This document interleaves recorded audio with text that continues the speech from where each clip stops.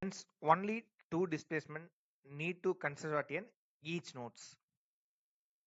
A deflection perpendicular to a beam, so already we seen it is a vertical deformation. It will be mentioned as an W, and then rotary about y-axis. That will be considered as an slope. It will be in theta.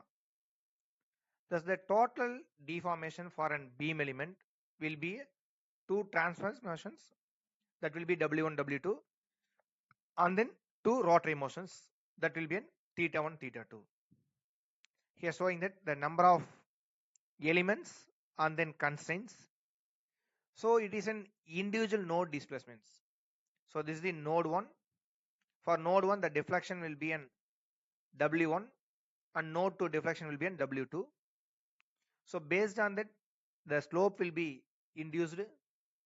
That slope angle will be considered as theta 1 for node 1 and theta 2 for node 2. So that is a diagram indicating how the deformations and slope can able to calculate. So now the transverse deflection will be calculated by an 2 shear force. So any output happens due to the any internal forces or any inputs. Based on the shear force, the deflection will be occurs. So that is the two transfer deflections will be happen or caused by an 2 shear force for node 1 F1 and node 2 F2, and the rotary will be caused with help of moment. So the deflection will be happen due to the force, and then slope will be occurs because of moment values.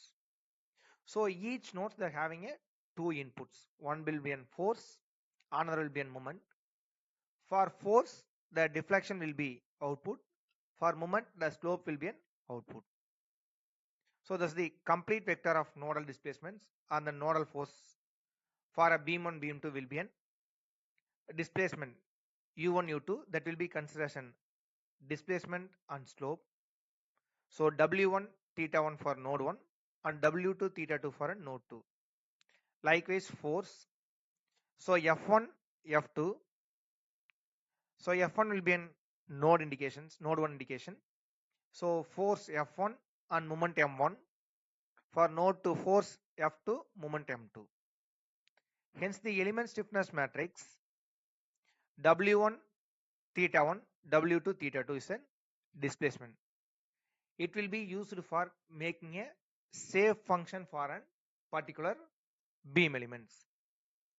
So here we have an 4 unknown values.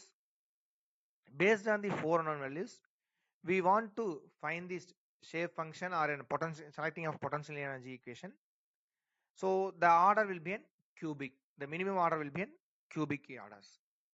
If we take it as a less than cubic, we can't able to find the stiffness matrix or shape function. So that is the major thing. Selecting a suitable displacement function.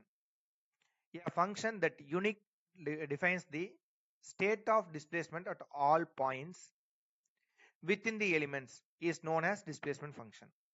So already we know either it will be called as an polynomial functions or displacement functions. So based on the element displacements, we want to select the displacement function. So here they're having a minimum number of displacement function will be in 4, 2 linear and 2 rotary motions. So that we want to select a minimum polynomial equations of cubic order. The aim of displacement function is to express the displacement at any point with respect to the displacement of x and y direction in terms of nodal displacements. So with respect to the nodal displacements, we can select the polynomial for us. The polynomials are found to be more conventional to express the displacement patterns.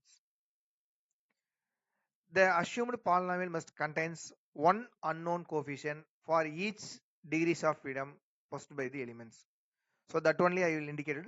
The polynomial orders found based on the displacement pattern. Each displacements we want to find the one unknown coefficient.